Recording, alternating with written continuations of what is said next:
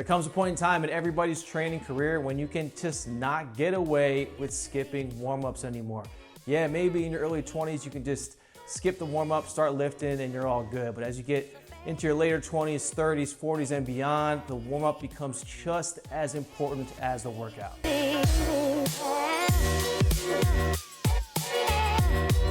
Today I'm going to be walking you guys through a 6-minute follow-along full body warm-up routine that's more specific to kettlebell training and full body kettlebell workouts. We're going to perform each exercise for 45 seconds with a 15-second rest in between movements, and we're going to be doing one total set. We're going to start things off with some body weight movements to get the heart rate up and get the body opened up, get the blood flowing, and then we're going to move on to some more weighted kettlebell movements using a light kettlebell to get us really prepped and primed to start lifting heavy weights in our full body workout. All you're gonna need for this warm-up is one light kettlebell. For reference, I'm using a 26-pound kettlebell. So grab your bell, follow along with me, and let's get after it.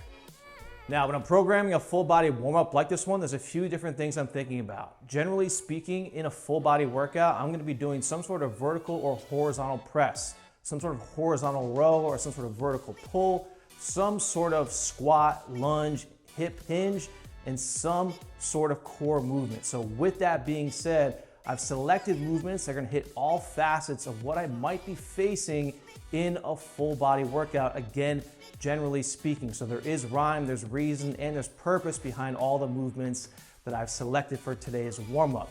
So again, 45 seconds on, 15 seconds off. We're gonna start in 10 seconds, jumping jacks to start. Basic movement, but it's a really effective full body exercise. 2, 1, here we go. Full range of motion. So as we jump out, hands come all the way up, touch at the top, bring your hands all the way back down to the thighs.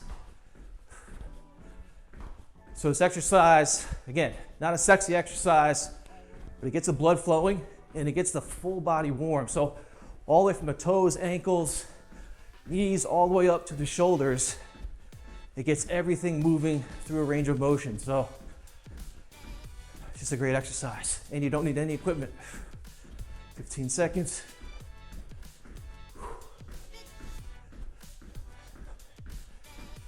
Now, as soon as we finish this, we're going into walkout push-ups.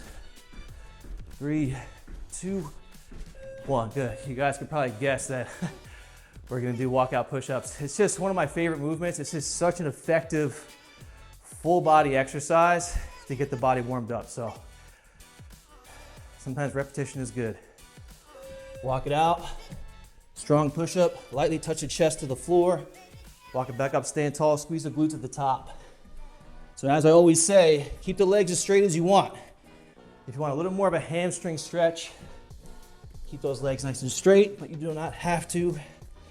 Either way, we're still hinging at the hips, getting horizontal push in,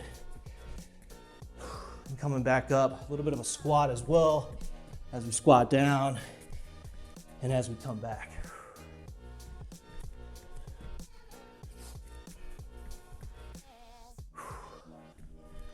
All right, let's try to get one more in. Last one. There we go. All right, back down to the floor. Spider lunge T-frame. Another movement you guys see me do a ton. It's this highly effective movement, opening up the lower body as well as the upper body, the thoracic spine. Just a great exercise. So foot high into the outside of the hand, opening up the hips here, posting on the opposite arm, pulling the other arm as far back as we can to open up the chest and the thoracic spine. When I hear some pops, some cracks, as long as there's no pain, it's a good thing, right? We're opening the body up, mobilizing the hips, mobilizing the upper body as well. We're working some core as well, because we're in that high plank position the entire time. Almost there. Let's try to get one more after this. Then we're gonna grab our kettlebell. So light kettlebell, RDL to bent over row, just using one bell. So feet are gonna be about shoulder width, hinging at the hips, rowing, standing tall. So slight bend of the knee, hinging at the hips till you feel a good stretch in the hamstrings. Back nice and straight. Roll towards your sternum. Stand tall, squeeze your glutes at the top. So here, posterior chain, working that hip hinge as well as a horizontal row. So it's a really great compound movement to kill two birds with one stone.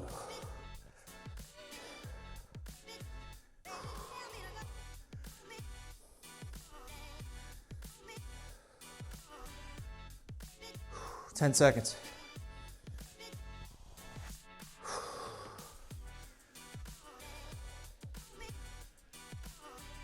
Good. So now we have a halo or a back lunge to halo.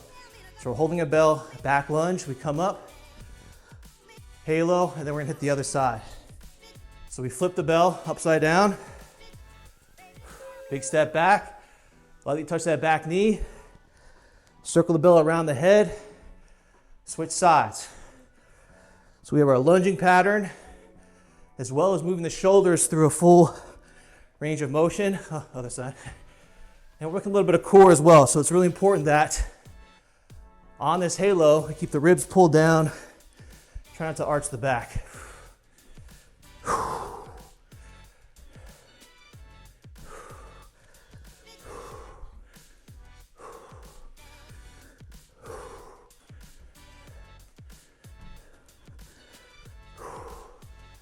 Let's get one more. Had to think for a second there. All right, good. Kettlebell off to the side. Last exercise, hitting some core. Hollow flutter kicks. Keep that lower back pinned to the ground. Super important, the most important thing. Arms extended.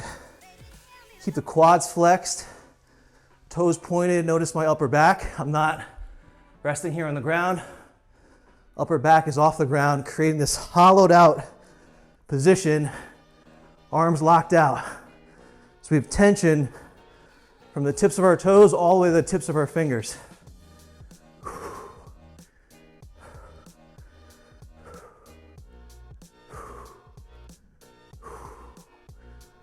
Let's go, 15 seconds.